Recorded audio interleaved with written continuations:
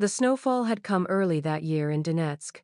Thick flakes drifted down like ash, muffling the distant thuds of artillery and cloaking the broken landscape in false peace. Captain Rena Morales adjusted her earpiece, trying to block out the cold more than the static, her gloved fingers numb even inside tactical fleece. They had breached the perimeter of the Russian mobile comms unit 20 minutes ago, a blacked-out convoy tucked beneath the carcass of a collapsed factory chimney, half buried in rubble. What looked abandoned had pulsed faint with encrypted signals, low frequency, rotating bands, impossible to crack without line-of-sight access. That was her job. Rena worked fast, tucked beneath the crumpled shell of a snow-caked Ural truck, pulling modules from a weatherproof control box. The encryption algorithm screamed military grade, possibly quantum linked. Not Russian army, this was newer, darker, scarier.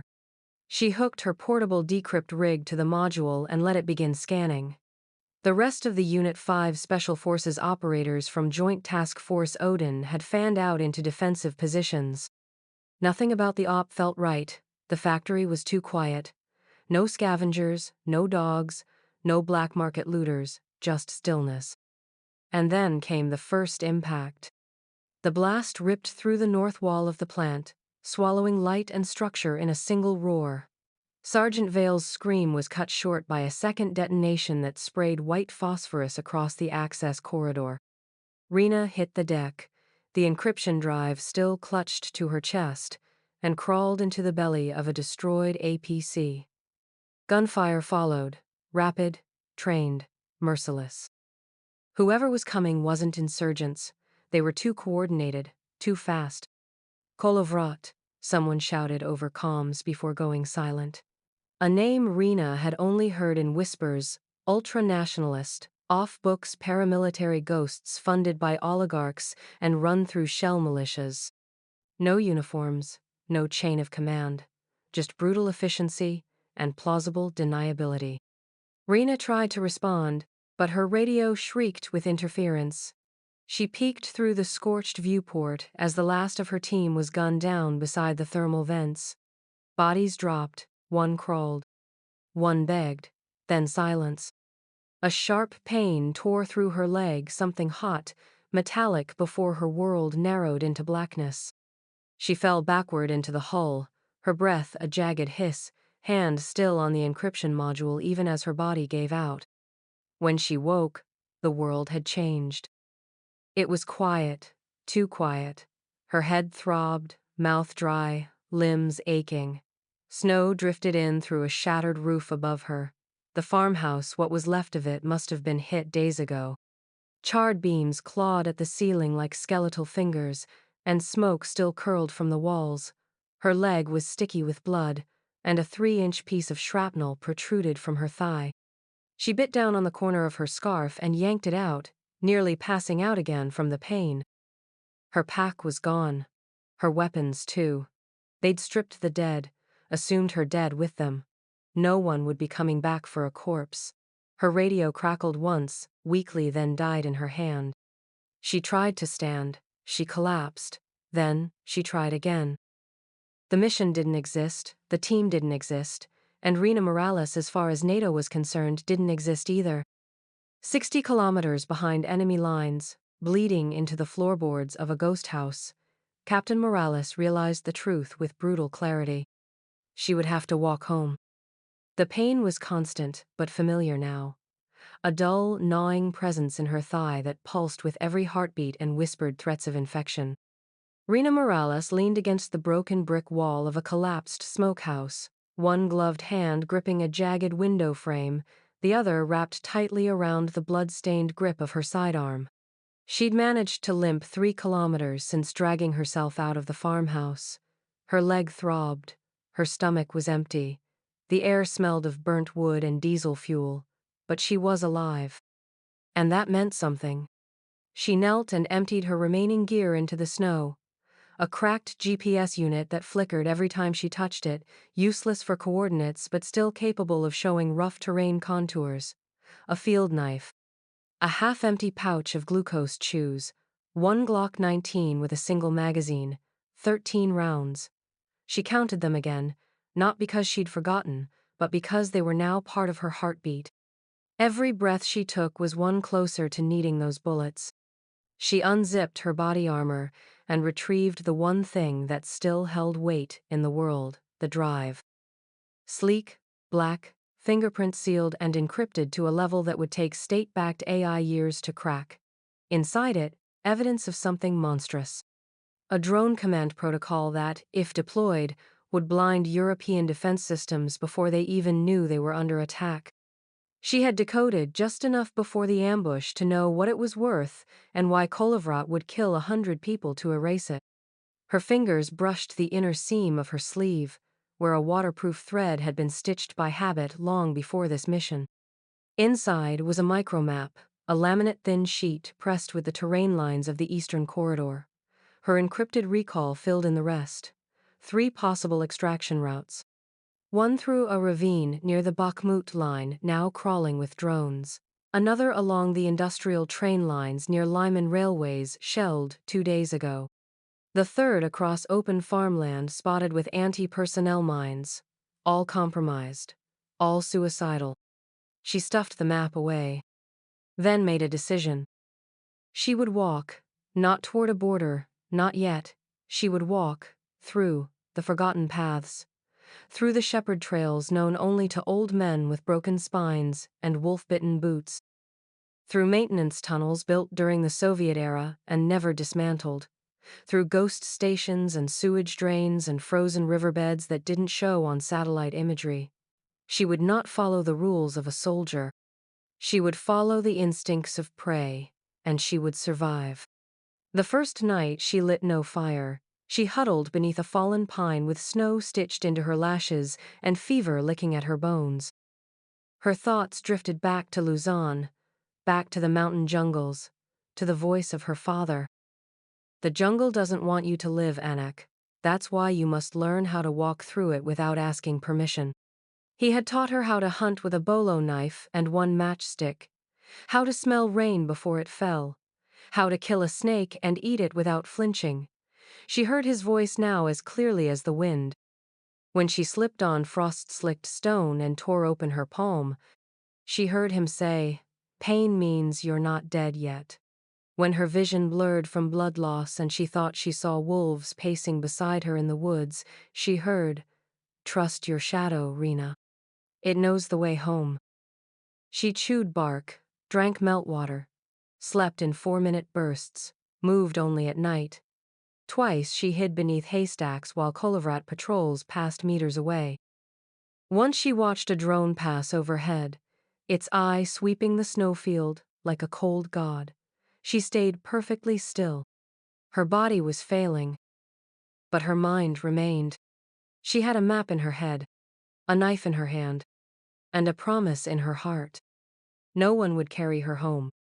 So she would carry herself.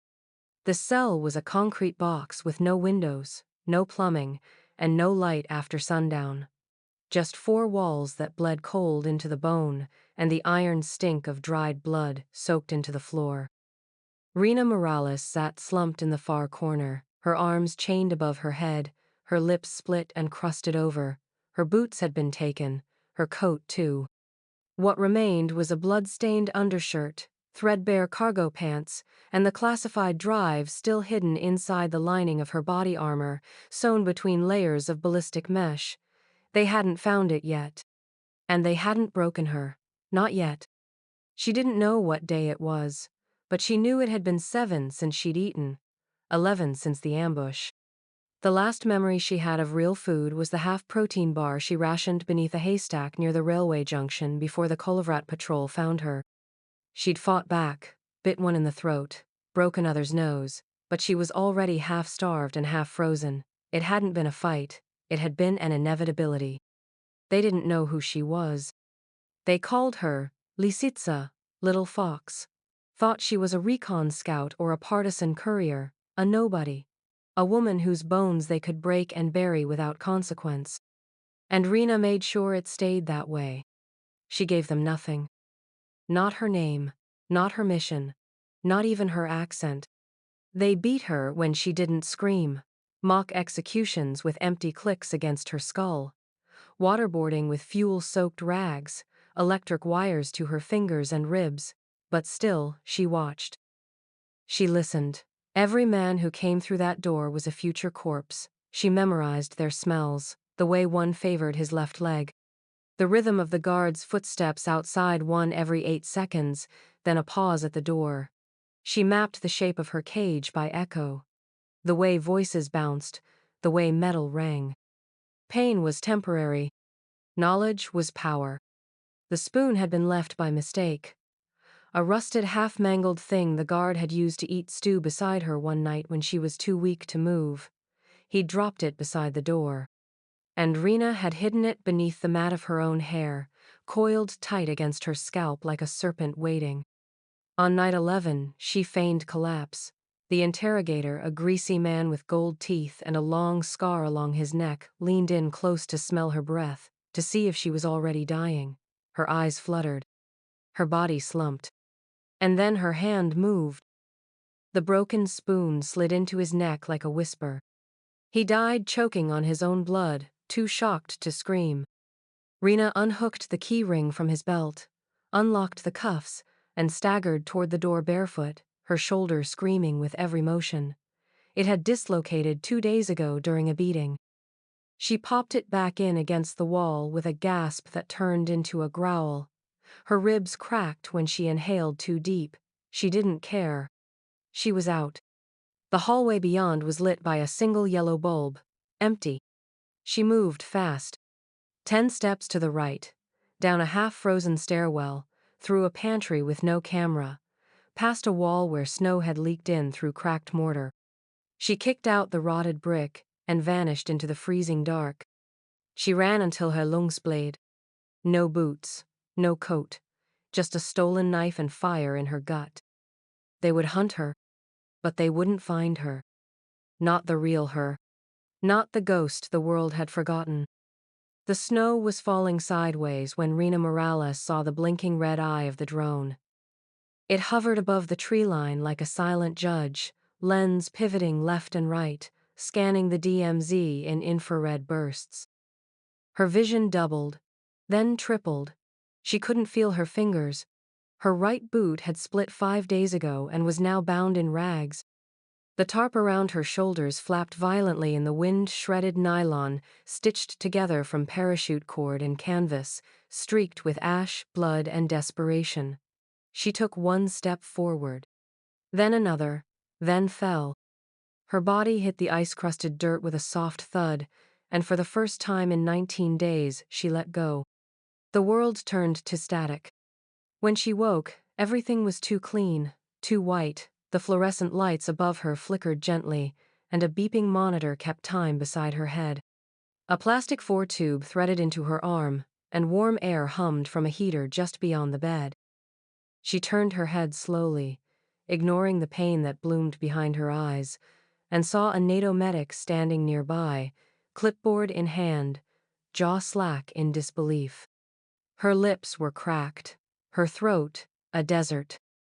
"Is the data secure?" she rasped. The medic blinked, nodded. "Yes, you made it." Rena let her head fall back against the pillow. For a moment, the warmth felt like betrayal. They tried to debrief her 2 hours later. 3 men in pressed uniforms, 1 woman from intelligence, clipboard, tape recorder, tight faces. The room was sealed, guarded, and off the books. They offered her water, blankets. Gratitude. She didn't flinch, didn't salute. "You were declared MIA 12 days ago," said one. "We believed the encryption module was compromised. That Kolovrat." "I know what you believed," Rena cut in. There was silence. They shifted uncomfortably. "You crossed 3 sovereign borders without authorization," another added. "Do you know what kind of diplomatic firestorm?" "I walked home," Rena said flatly. Her voice had no anger, no heat, just finality. "You're a hero," the woman offered. "No," Rena replied. "I'm the cleanup you left behind." They tried again, gently, tried to extract the story, the journey, the kill counts, the locations, but she didn't speak. "I'm not yours anymore," she said. "You had your chance." She was discharged quietly 3 days later. No medals, no press release, no mention of her name in any official report. Just a closed envelope delivered to her cot containing a one-way ticket and a letter signed by a general who would never admit knowing her. They called it honorable discharge. She called it escape. But the whispers began anyway. In black sites and war rooms, her name was passed in fragments. The woman who walked 50 miles through enemy lines with a classified drive stitched into her vest. The ghost who slit a guard's throat with a spoon and vanished barefoot into the snow. The one who said no to command and lived. They called her the one who wouldn't die.